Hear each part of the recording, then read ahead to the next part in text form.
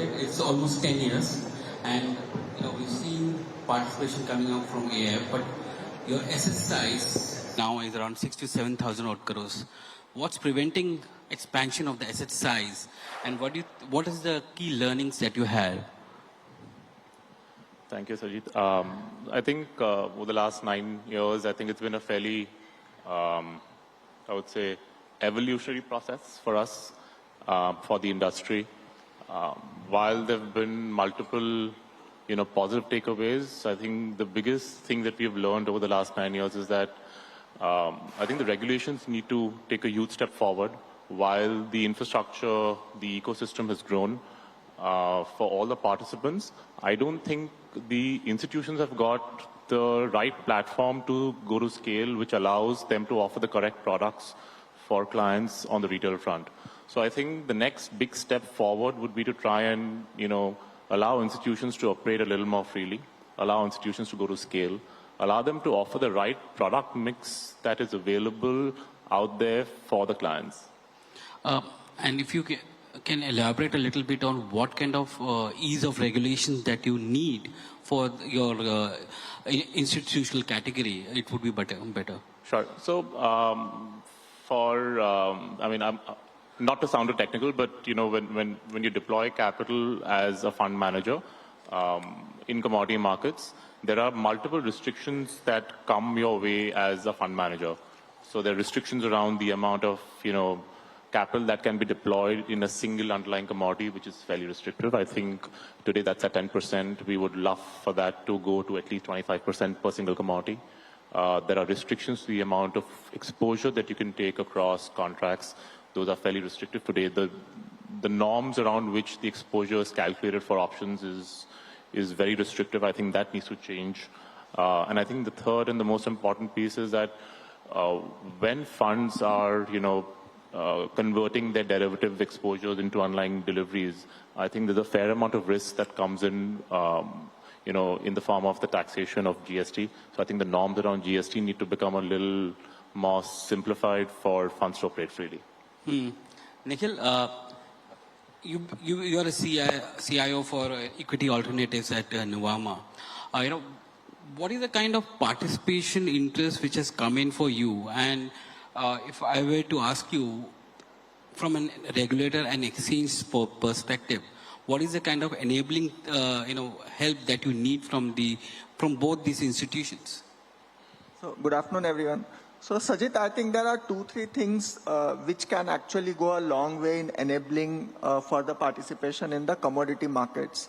Firstly, if you look at it, for the exchanges to introduce options on a single commodity, the regulatory criteria is that there should be average 1,000 crores of turnover in the preceding 12 months. So if you actually look something like aluminium, which is liquid, but still doesn't have option today, if that regulatory threshold is brought down to say 500 crores or 300 crores, once options get enabled, it automatically brings more liquidity in the futures also. So it's a chicken and egg situation. So if that regulatory threshold in some ways brought down for commodities and we have options on more commodities, that is one enabler that can go a long way. Second, the cross-margining system can improve. Today, for example, if you take example of crude, the margins are anyways pretty high at 30%. If you have to sell a straddle, you will get to pay margins on both the legs, on the call side as well as the put side. Whereas technically only one side is at risk for you in that sense. So if there can be an overhaul of the sort of margining mechanism where you get benefit because you've already paid for one of the legs, that's something which will lead to more efficient use of capital, which can enhance volumes. Third, if you look at it today, ETFs are allowed only on 2 commodities, which is gold and silver. If that can actually be expanded to more commodities like copper, aluminium, where people have a positive view because of the electrification drive, once ETFs are there, people have holding of that commodities, people will come do covered calls, something of that on option strategies as well. So I think if, there is an option to have ETFs on more commodities, it will further expand the market in that sense. And finally, today, it's very easy for someone to do arbitrage on equities because, you don't have that restriction of GST filing, taking GST registrations on individual state. But today, if I have to do arbitrage on, say, copper and gold, for copper, I will have to take registration of GST in Maharashtra. For gold, I will have to take registration in Gujarat. So that becomes a big hindrance, in terms of compliance and all those things. If there is a mechanism by which all this GST issue can get streamlined, then I think it will bring a lot of arbitrage opportunities also in the commodities market, which will go in deepening the markets in a significant way. Anil, you handle passive investments and commodities have now become part of the portfolio and it's part of the diversification as well. How have you seen the returns coming in from this as part of the diversification? Is this giving you enough alpha as part of the overall portfolio? Yes, most certainly. And very nicely, you mentioned that commodities have become a part of a very good diversification. So I don't look at commodities as an asset class which is a returns driver, but I look at commodities as an asset class which is a diversifier. Once you change that thinking, friends, automatically as a total portfolio construct, you'll start appreciating the different ways and the different drivers of risk and returns of commodity as an asset class. So if you are a medium to long-term investor, for the moment, I'm leaving out very short-term or very trading type of an investor. But if you are a medium to long-term investor, then most certainly some part of your allocation has to be diversified away into commodities. Now, it could be either simple base metals, or it could be precious metals bullion, or it could be some little bit different angle of how you want to use commodities, where you will fit it in.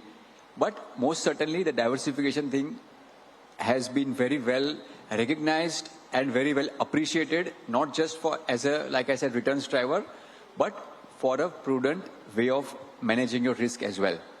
So I think that just on the lighter side, since because we are almost around the lunch time, when we all break for the lunch, friends, when we'll pick up our plate, nobody is going to just pump it up by only, let's say, oh, today my dietitian has said the protein is the best intake, so I'm just going to have dal and that's all. Right? We will need something else, and we will ensure we go to the dessert counter and take up one sweet also, right? So you have to think of the commodity as one part of that. Okay, this is my sweet dish in my entire meal. I must have it. Without that, I cannot really have a well-balanced meal. So is diversification now, from your point of view, limited to only gold and silver, or you're able to do that across commodities? Is that also part of the portfolio now? I mean, I know gold and silver is much talked about and takes a lot of airspace as well, but from a trader's point of view or portfolio point of view, are you able to diversify to beyond these two? Sure, most certainly we can diversify and use other commodities as well in our portfolio. For us as an institutional portfolio manager, we have flexibility to invest into other commodities as well. Of course, other than gold and silver, we have the accessibility only via the ETCD, the commodity derivatives. But yes, most certainly we are in a position to trade through or use it as arbitrage position either ways across entire range of commodities.